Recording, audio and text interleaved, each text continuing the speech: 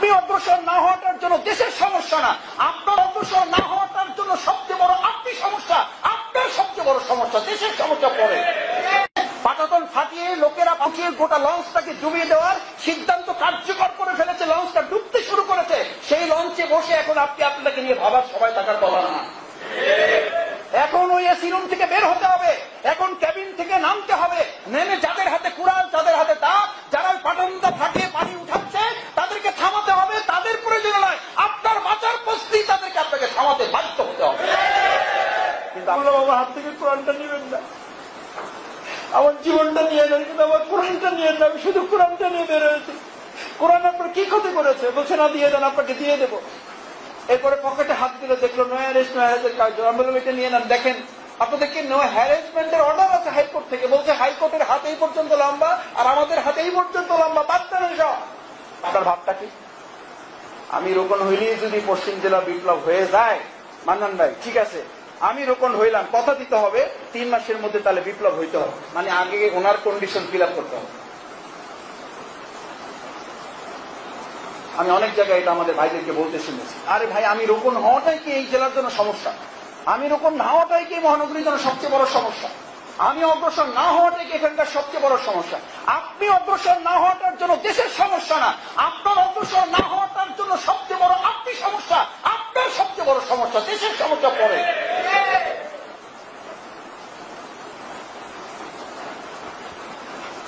আপনার দৃষ্টিতে অন্যের আবর্জনাগুলো পড়ে না। দেখবেন আপনি চোখ দিয়ে গোটা পৃথিবীর সমস্ত অন্যায়গুলো দেখতে পান, সমস্ত আবর্জনাগুলো দেখতে পান, সমস্ত ময়লাগুলো দেখতে পান না? পান না। কিন্তু আপনার চোখের মধ্যে একটা বালি বললে, আপনার চোখের বালি আপনি চোখ দিয়ে দেখতে পান? পান না। এটা মানুষের কি? এটা মানুষের দুর্বলতা, এটা মানুষের দুর্বলতা। আমাদের এরকম চোখটা বালু দিয়ে ভরা, আমরা সেটা দেখতে পাই না। আমি দেখতে পাই সমাজের অন্যান্য অসঙ্গতিগুলো, সেগুলো নিয়ে ব্যস্ত থেকে আমার চোখের বালুতে ভরা, আমার চোখটা অন্ধ হতে বসেছে, সেটা নিয়ে আমার কোনো ভাবনা। আমি সেই জন্য আমাদের ভাইদের বিনয়ের সাথে অনুরোধ করতে চাই, সম্মানিত উপস্থিতি, শহীদ আমিরে জামাত মাওলানা মতিউর রহমান নিজামী ভাই ফাঁসির আর মাত্র কয়েকদিন বাকি।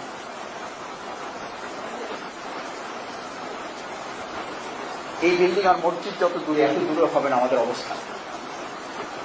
আমরা জানালো যে কোনো কোনো সময় নিয়ে বারান্দায় আসলে আমরা ওনাকে দেখতে পেতাম, আমরা দেখার জন্য ওদের আগে অপেক্ষা করতাম। সাক্ষাতের জন্য যখন ওনাকে জেল গেটে নিয়ে যাওয়া, আমরা ক্যান্টিনে অপেক্ষা করতাম। কারারক্ষীরা আমাদের ভালো জানতেন, কোনো কোনো সময় সুযোগ পেলে একটু সুযোগ করে দিতেন, ওনাকে সালাম দেওয়া। ফাঁসির আগ মুহূর্তে সাক্ষাৎ, অনেক পরিকল্পনা করে লকআপ খোলার সাথে সাথে নাস্তার অজুহাত করে ক্যান্টিনে গিয়ে বসে দিই, ক্যান্টিনের সামনে দিয়ে ওনাকে নিয়ে যাই। বসে আছি 7টা, 8টা, 9টা, 10টা, 10:30, 11টা পার হয়ে যাচ্ছে, আসেন না। হঠাৎ করে শুনলাম ওনাকে বের করা হচ্ছে, ওনার পরিবার আসছেন সাক্ষাৎ করবেন। কারারক্ষীদেরকে বলে রেখেছি, ভাই আজকে কিন্তু একটু দেখা করতে দিতে হবে, একটু সালাম দিতে হবে। কারারক্ষী বলল যে ভাই সর্বোচ্চ চেষ্টা করবো, তবে আপনি দাঁড়াতে পারবেন না।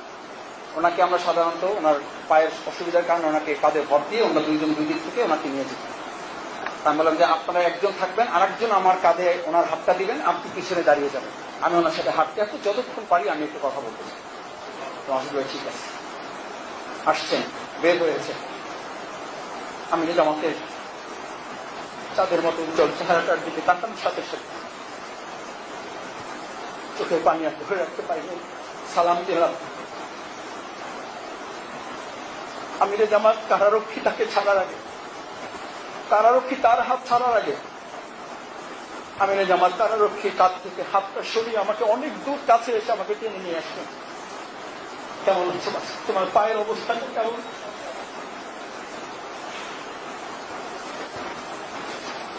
কপালে চুমি দিয়ে এখানে হাত রেখে বললেন তোমার মাথায় নাকি কার হাত রেখেছে?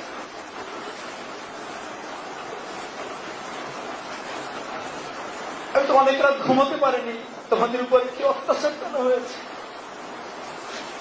আমি আমিরে জামাতকে বললাম, আমিরে জামাত সব কথা বলার শোনার জন্য আমি আপনার কাছে আসি নাই। আপনি ইসলামী ছাত্র শিবিরের সাবেক ভাইদের সামনে অনেক বক্তব্য দিয়েছেন, আমি সব বক্তব্য শোনার সুযোগ পেয়েছি। কোনো কোনো সময় দায়িত্বের প্রয়োজনে আমি পুরো আলোচনাটা শুনতে পারি না। আমি জামাত আজকে যদি দেখা আমাদের শেষ দেখা হয়, আর যদি দেখা না হয়, আপনি আমাকে এমন দুটো কথা বলবেন, এমন তিনটা কথা বলবেন। আমি সাবেকদের কাছে গিয়ে তিনটা কথা পৌঁছাতে চাই। আমির জামাত আমাকে একটা লিখিত দিয়েছিলেন। তারপরে আমার দুর্ভাগ্য, আমার বদনসিব, আমার 4 বছরের জেল জীবনের সবচেয়ে বড় ক্ষতিটা হয়েছে। আমি যখন প্রথমবার জেল থেকে বের হই, আপনারা জানেন আমার হাতে একটা কোরআন শরীফ ছিল, হাইকোর্টের একটা নো অ্যারেস্ট নো হ্যারেস একটা পেপার ছিল, আর আমির জামাতের ওই লেখা ছোট্ট পেপারটা আমার কাছে ছিল। বড় যত্ন করে ওটা লিখেছিল। আমি জেল থেকে বের হওয়ার সময় কাপড় নেইনি, জুতা নেইনি, লুঙ্গি নেইনি, কিচ্ছু নেইনি, শুধু কোরআন শরীফ নিয়েছি, শুধু অ্যারেস্টের কাগজটা নিয়েছি, আর আমি আমির জামাতের এই খাতাটা নিয়েছি। আমি দুর্ভাগ্য, আমাকে গাড়িতে ওঠানোর সাথে সাথে যখন তারা চোখ বেঁধে ফেললো, চোখ বেঁধে আমার কাছ থেকে কোরআন শরীফটা নিয়েছে। আমি বললাম, আমার হাত থেকে কোরআনটা নিবেন না, আমার জীবনটা নিয়ে নেন, কিন্তু আমার কোরআনটা নিয়ে নেন। আমি শুধু কোরআনটা নিয়ে বের হয়েছি। কোরআন আপনার কি ক্ষতি করেছে? বলছে না, দিয়ে দেন, আপনাকে দিয়ে দেবো। এরপরে পকেটে হাত দিল, দেখলো নো অ্যারেস্ট নো হ্যারেসের কাজ। আমি বললাম, এটা নিয়ে নেন, দেখেন আপনাদেরকে নো হ্যারাসমেন্টের অর্ডার আছে হাইকোর্ট থেকে। বলছে হাইকোর্টের হাত এই পর্যন্ত লম্বা, আর আমাদের হাতে এই পর্যন্ত লম্বা, বাচ্চা নেই সব। এরপর এই পকেটে হাত দিয়ে যখন আমির জামাতের লেখা কাগজটা বের করলো, আমি চিৎকার করে বললাম, প্লিজ আমাকে আপনার আজীবন জেলখানে রাখেন, এই কাগজটা নেবেন না। আমির জামাতের 11টা পয়েন্ট ওখানে উল্লেখ করা ছিল। একটা পয়েন্ট ছিল আপনাদেরকে বলে, তখন ওইটা মনে করিয়ে দিয়েছিল আমাকে। বলছে, তোমাকে আমি লিখে দিব, এখন শুধু একটা কথা তোমাকে বলি। এই যে তুমি তোমাকে আমি টেনে নিয়ে তোমার কাঁধে হাত রাখলাম, ইসলামী ছাত্র শিবিরের কাঁধে শুধু আমার হাতটা না। আমি বললাম, আমির জামাত আপনি শুধু হাতটা রাখবেন, আপনার পুরো বডির ভারটা আমার শরীরে এমন ভাবে দিবেন যেন আপনার হাত দিয়ে একটু কষ্ট না হয়। আমির জামাতকে আমি সাধারণত কাঁদতে দেখি নাই। শক্ত পাহাড়ের মতো মানুষ। 2006 সালের 28 অক্টোবর যারা দেখেছেন ওনার ভিডিও, বৃষ্টির মতো বোমা বর্ষণের মুহূর্তে উনি পাহাড়ের মতো অটল অবিচল থেকে কণ্ঠে একটু পরিবর্তন না করে স্বাভাবিকভাবে বক্তব্য চালিয়ে গেছেন, স্বাভাবিক সময় শেষ করেছেন। এবং বলা হয়েছিল আমির জামাত গুলি আসছে, বোমা আসছে, আপনি একটু মাথাটা নিচু করুন। উনি বলেছিল, আমার মাথা নিচু হলে আমার কোন কর্মী মাথা দাঁড় করিয়ে রাখবে, আমি মাথা নিচু করার জন্য এখানে আসি নাই।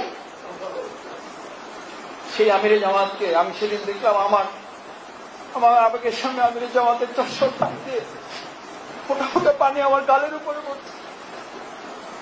আমি আমির জামাতকে বললাম, আমির জামাত আমি সাবেক ছাত্র ভাইদের জন্য কি বলবো? আমাদেরকে অনেক সময় প্রধান অতিথিকে এই কথাই বলেছিলাম, আমাদেরকে প্রধান অতিথি করে নেওয়া হয় না, আমাদেরকে প্রধান আসামি করে নেওয়া হয়। যে ছাত্র শিবির তো তৈরি হয়েছে ছাত্র শিবিরের জন্য না, ছাত্র শিবির তৈরি হয়েছে জামাত ইসলামীর নেতৃত্ব সাপ্লাইয়ের জন্য। তারা যখন চুপ করে বসে থাকে, কোনো কারণে তারা যখন মিসগাইড হয়ে যায়, কি বক্তব্য আমরা তাদের সামনে দিব, কি করা উচিত আমির জামাত আমাদের তাদের জন্য? একটা কথাই শুধু বলেছিলেন, আর লেখা 11টা পয়েন্ট। আজকে সেই আলোচনাগুলো মাঝখানে করে ফেলেছি। শেষ পয়েন্টটা ছিল, বলেছিলেন যে তোমার হাতে আমরা যে কাঁধ রেখেছি, তোমার কাঁধে যে হাতটা রেখেছি, তুমি যে বললো আমার পুরো শরীরের ভারটা আমাদের কাঁধে আপনি বহন করান। মাসুদ, সাবেকদের সামনে যদি আল্লাহ তাআলা তৌফিক দেয় বেঁচে থাকি তাহলে তো আবার যাব, আর যদি জেলখানায় চূড়ান্ত ফায়সালা হয়ে যায় দেখা হবে না। আমার সালাম দিয়ে সাবেকদের উদ্দেশ্যে বলবে, ইসলামী ছাত্র শিবির আমাদের হৃদয়ের কাছে সবচেয়ে বড় আপন, তারা আমাদের সন্তানের মতো। ছাত্র শিবিরের কাঁধে বার্ধক্যে পরিণত হওয়ার পর মা বাবা শুধুমাত্র তার হাতটাই রাখতে চায় না, পুরো বডির ভাতটা রাখতে চায়। ছাত্র শিবিরের ভাইদেরকে আমার সালাম দিয়ে বলবে, যদি যেতে না পারি, ইসলামী ছাত্র শিবিরের সাবেকদের দায়িত্ব হচ্ছে বাংলাদেশ জামাত ইসলামী যে ইসলামী রাষ্ট্রের স্বপ্ন দেখে, সেই স্বপ্নের পুরো বোঝাটা ছাত্র শিবিরের সাবেক ভাইদের বহন করে বাংলাদেশকে একটা ইসলামী পূর্ণাঙ্গ রাষ্ট্র তৈরি করার দায়িত্ব নেওয়ার কাজ হচ্ছে ইসলামী ছাত্র শিবিরের সাবেক ভাইদের। আমি আমির জামাতের এই কথাটুকু আপনাদের কাছে পৌঁছে দিয়ে দেওয়ার জন্যই আমি ঢাকা থেকে এসেছি, শুধু এই লাইনটা পৌঁছে দেওয়ার জন্য। বাকি আগের কথাগুলো শুধু এটার ভূমিকা হিসাবে বলেছি। আমি যদি এই কথাগুলো আপনাদের কাছে পৌঁছে দিতে পারি, একটা সেন্টেন্স যদি আপনাদের কাছে পৌঁছে গিয়ে থাকে, এটা যদি আপনাদের কানে আপনারা শুনে থাকেন, আমি কারো কথা থেকে শুনে বলছি না, আমার নিজের কানে ওনার হাতের লেখা দেখে আমি আপনাকে বলছি। আমরা বাংলাদেশ জামাত ইসলামীর এই 56,000 বর্গ মাইলে একটা ইসলামী রাষ্ট্র প্রতিষ্ঠার বোঝাটার যে দায়িত্ব আমির জামাত আমাদের কাঁধে দিয়ে গেছেন, এই কাজটা তৈরি করার জন্য আমি আমাকে কি প্রস্তুত করতে পারবো ইনশাআল্লাহ? আমার ভাইয়েরা, আল্লাহ তাআলা আমাদের সবাইকে তার দিনের জন্য, আমাদের প্রিয় মাতৃভূমি বাংলাদেশের জন্য, 56,000 বর্গ মাইল আল কোরআনের শাসন কায়েমের জন্য, ইসলামী রাষ্ট্র বিনির্মাণের জন্য আল্লাহ তাআলা আমাদের সবাইকে কবুল ও মঞ্জুর করুন। সেই প্রত্যাশা ব্যক্ত করে আমার কোনো কথায় যদি আপনারা কষ্ট পেয়ে থাকেন, মেহেরবানি করে আমাকে ক্ষমা করবেন, মাফ করবেন। আল্লাহ তাআলা আমাদেরকে মাফ করুন। একটা শব্দ যদি আল্লাহ পছন্দ হয়ে থাকে সেটার উসিলায় আল্লাহ তাআলা যেন আমাদেরকে দয়া করে কাল কিয়ামতের কঠিন ময়দানের নাজাতের উসিলার জন্য, দুনিয়ার কল্যাণের জন্য আজকের এই প্রোগ্রামকে কবুল ও মঞ্জুর করেন। ওয়া আখিরু দাওয়ানা আলহামদুলিল্লাহি রাব্বিল আলামিন।